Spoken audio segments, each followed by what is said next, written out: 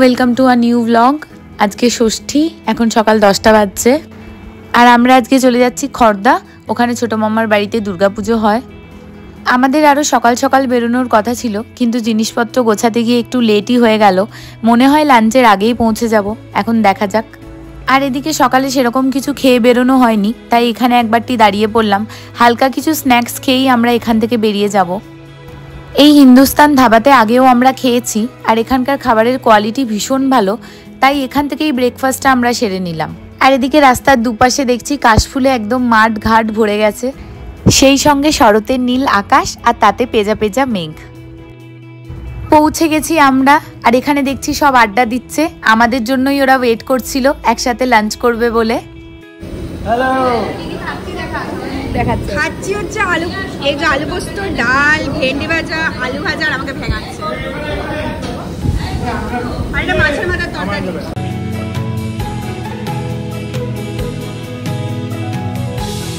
খাওয়া দাওয়া সেরেই আমরা চলে এসেছি একবার শ্রীনিকেতন। আমাদের এখানে কিছু কেনাকাটা করার আছে। সবার আগে বরদাদার সমৃদ্ধিদির মেয়ের জন্য জামা কেনা হচ্ছে। ওর সাথে এখনো তোমাদের আলাপ হয়নি, ও এখন খুবই ছোট, তাই ওকে আমরা ভিডিওতে নিচ্ছি না। ইভেন আমিও ওকে এবার ফার্স্ট টাইম সামনে থেকে দেখব। শ্রীনিকেতনে যখন এসেছি শাড়ি তো দেখতেই হবে, আর ওদের কালেকশন খুবই ভালো। এটা সোদপুরের ব্রাঞ্চটা, তোমরা চাইলে এখানে একবার এসে দেখে নিতে পারো। সফট একদম ফাইন জিনিস, যে বেটার জিনিস হবে তো।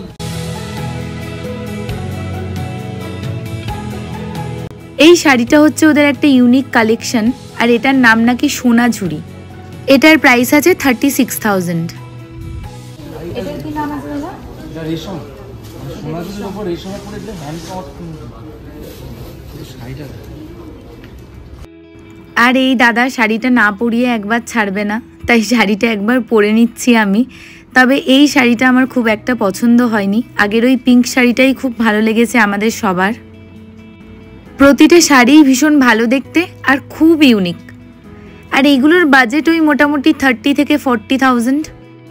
আজকে আমরা শাড়ি কিনিনি, বাচ্চা দুটোর জামা কাপড় কিনে চলে এসেছি বাড়িতে। এবারে চটপট করে রেডি হয়ে চলে যাব পুজোর ওখানে।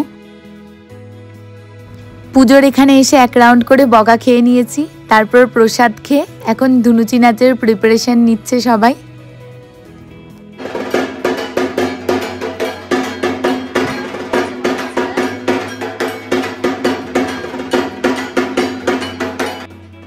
আগে বাড়ির বড়রা আর তারপর ছোটরা সবাই এখন একে একে মায়ের আরতি করবে।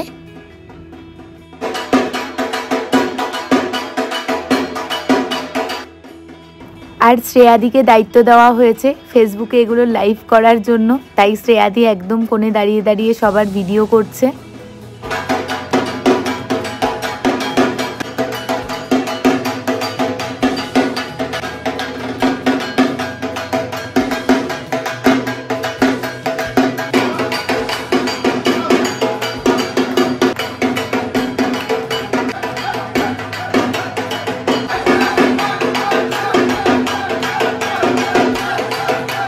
আর বাড়ির বড়রা এখানে বসে বসে ধুনুচি নাচ দেখছে সবার।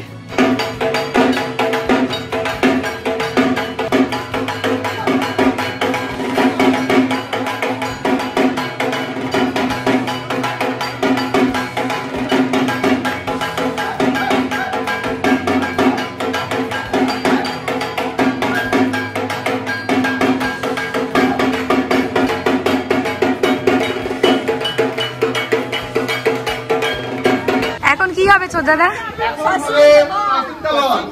ওকে, সেখানে কি করতে হবে? সেখানে ঝাঁক বাজবে, ঝাঁক বাজাবে, যার হাতে কি বলটা থেমে যাবে, ভাত থেমে যাবে, সে আউট। এই জায়গাটা বড় কাজ দিতে হবে, মিষ্টি দিবি আর মিষ্টি দিবি। ও আচ্ছা, মাথা একটু বড়।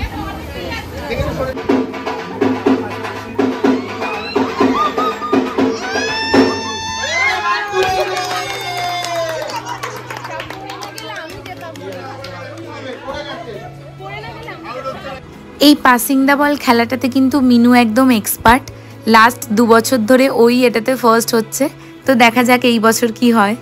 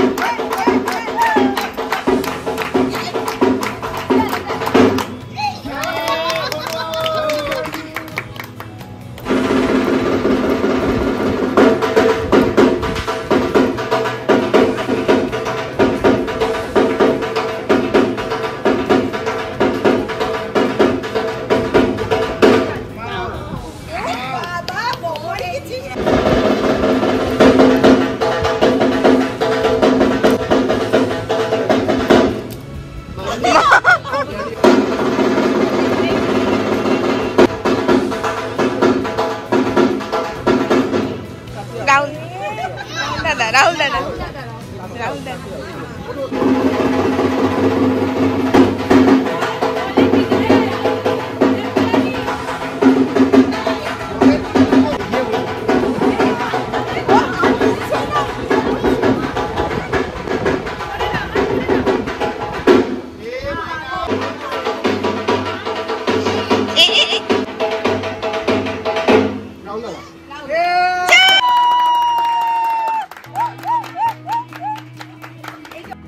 আজকে রাহুল দাদার বার্থডে, তাই সবার ইচ্ছে ছিল সন্ধেবেলায় একটু সেলিব্রেট করার।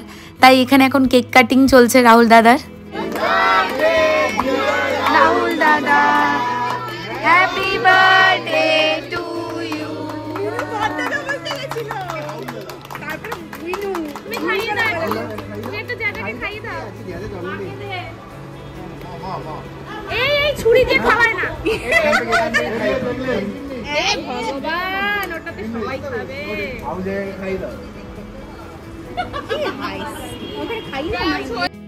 বার্থডের দিন বার্থডে বয়কে কেক মাখানো না হলে কি আর চলে, তাই সবাই মিলে এখন কেক মাখিয়ে ভূত করছে রাহুল দাদাকে। এবার আমরা খেতে বসে গেছি সবাই, কাল আবার অনেক সকাল সকাল ওঠা। তো চলো আজকের ব্লগটা এখানেই এন্ড করছি। ভিডিওটা তোমাদের কেমন লাগলো আমাদের কমেন্ট করে জানাও।